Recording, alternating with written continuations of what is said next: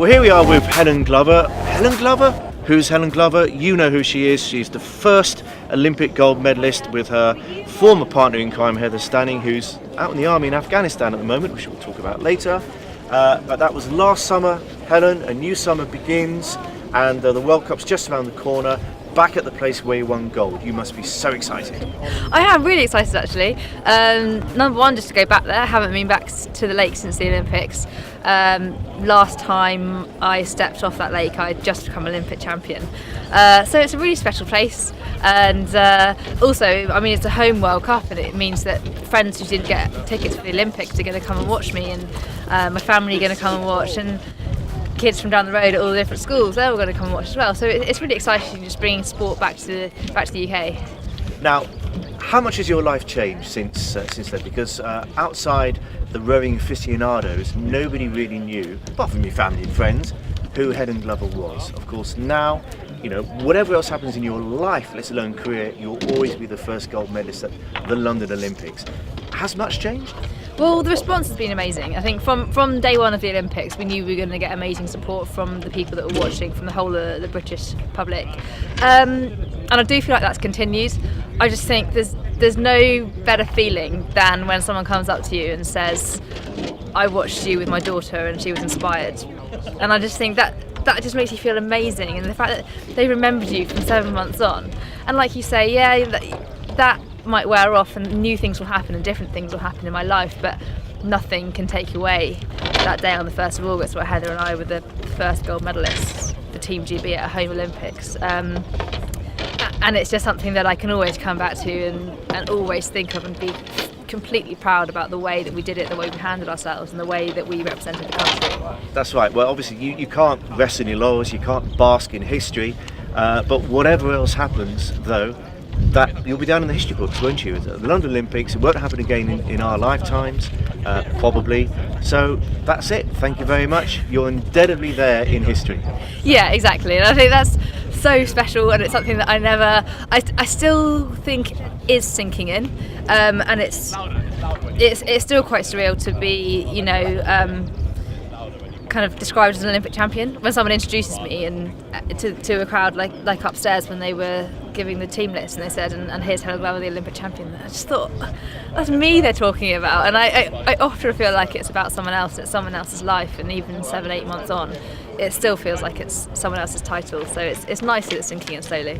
Now it's probably stretching it to say you were responsible for 29 gold medals at Team GB. No, you can say that. I think Mo, Jess and Chris may have a view on that, but nevertheless there was that slide, when's the first gold medal going to happen? It's day 5 and still nothing. So you absolutely got the runaway train going. Well, like you say, there were so many fantastic performances that were independent of anything else and wouldn't have mattered what had gone on around them. I know for Heather and myself it didn't matter what was going on around us, we were going to do our performance. But what has been really lovely is that one or two athletes have said to us when we've met them at different occasions, have said, you know what, we were all watching it together and we all just breathed a sigh of relief and we saw you do it and we thought, okay, it's not home Olympics curse and I can do this, and they went and won golds. And like I say, there were no illusions that we affected this huge medal haul that we got, but it's just a nice feeling, the fact that actually some athletes watched it and felt, I can do this too. Yeah. Now you mentioned Heather, of course. She's alas not with us for this year. She's out in Afghanistan of all places. Of course, she's serving in the army, although we hear she's still training. And you've got a new partner, Polly Swan. You first World Cup event this year. You did what you seem to do, Helen Glover, which is win. So it's going to be interesting to see what happens. First of all, you must be missing Heather, but secondly, not that much because you're still winning. Thirdly, it's going to be really interesting. It'll be a reoccurring question. Okay, what happens after this? And fourthly, everybody's asking, who's going to be with you, Heather or Polly? Well, it may not be that. It might actually be Heather and Polly. Who knows? Yeah, I mean, I think firstly I'm massively proud of what Heather's doing. She's taken the decision that she has this strong belief in the army, and she's going to go away and she's going to serve the country in that. And I just think such a testament to her character, stepping out of a boat after winning an Olympic gold for your country and months later being out in Afghanistan. She's just got such a strong character, and I think with that she's going to come back and she's going to fight for everything she's got to be in a boat. I think what's exciting for me is that actually I'm part of an amazing team, and I've got to make myself the best as I can. By 2016, no one's going to hand me a seat. I've got to keep my seat in the boat, and I've got to be the best I can be, and whoever I end up with, I've got to trust that is the fastest boat, because that's what the coaches have chosen. They don't really care if you're mates or if you it's just the fastest boat. And luckily I get on really, really well with both Polly and Heather and whoever else might be in the boat, and so it's all exciting. Now, despite being a history-making sportswoman, you didn't say to yourself, well, that's it, job done, box tick, I can now go and get fat and lazy and rest on my laurels for the rest of my life. You're back for more.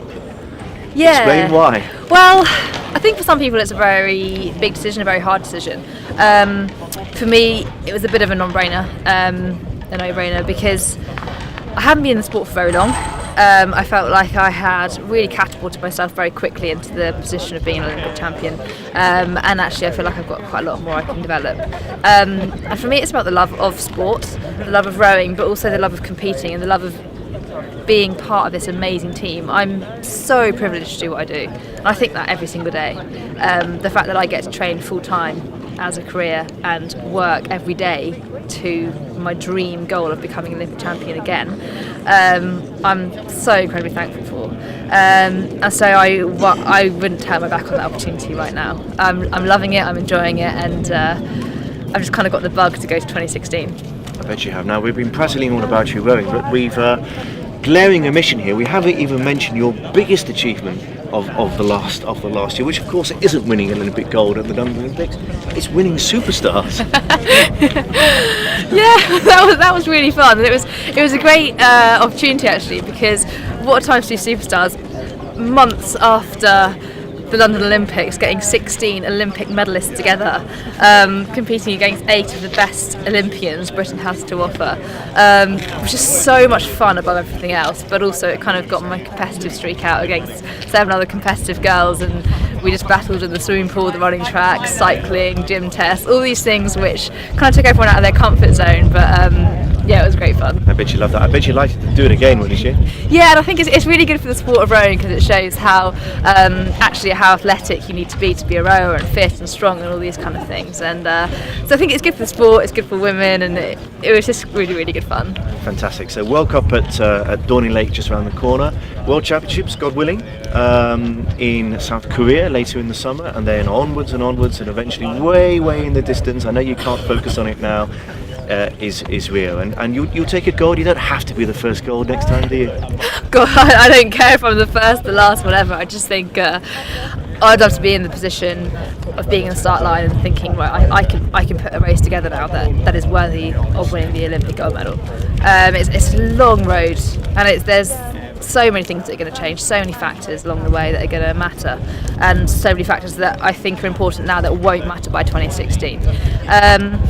And so, yeah, like you say, it doesn't matter the order, it doesn't matter the style, it matters the result. So that's my goal, my ultimate goal.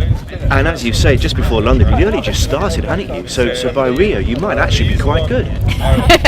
Well, yeah, I think I had got into the British Olympic team 4 years after starting rowing, and I made it onto the team and won a silver medal 2.5 years after starting rowing. So I do think that there has to be room for improvement. I think although on paper, if you're an Olympic gold medalist, you'd think, well, you're fairly at the top of your game. I think it makes sense to me that I can improve, and I think that's what I'm striving for every day, really. Okay, well, Helen Glover, keep on winning. Thank you.